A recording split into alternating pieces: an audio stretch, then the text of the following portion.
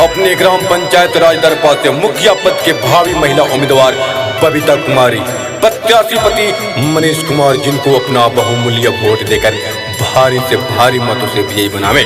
इनकी जीत आप सभी तमाम दरपा पंचायत वासियों की जीत होगी।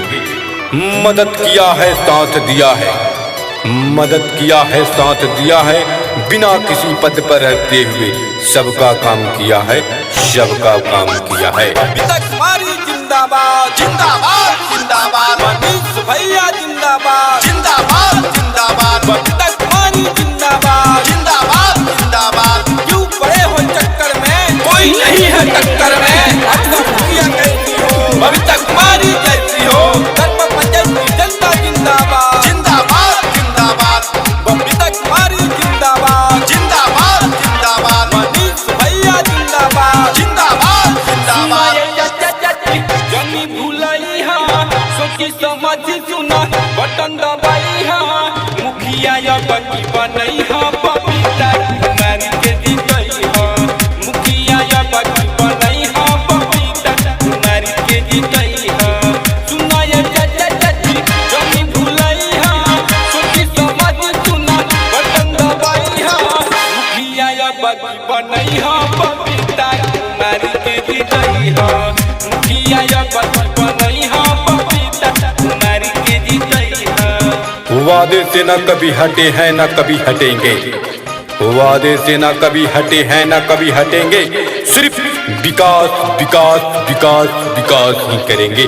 तो जी हाँ मेरे प्यारे मतदाता मालिकों, अपने ग्राम पंचायत राज दरपा से मुखिया पद के भावी महिला उम्मीदवार बबीता कुमारी प्रत्याशी पति मनीष कुमार जिनको अपना बहुमूल्य वोट देकर भारी से भारी मतों से विजयी बनावे, इनके जीत आप तमाम दरपा पंचायत वासियों की जीत होगी। बबीता कुमारी जिंदाबाद जिंदाबाद जिंदाबाद, मनीष भैया जिंदाबाद जिंदाबाद जिंदाबाद, बबीता कुमारी जिंदाबाद जिंदाबाद जिंदाबाद। जीती है बबीता पूरा कोई सपना, गौवा ब्लॉक से दलल के होई खतमा। जीती है बबीता पूरा कोई सपना, गौवा ब्लॉक से दलल के होई खतमा।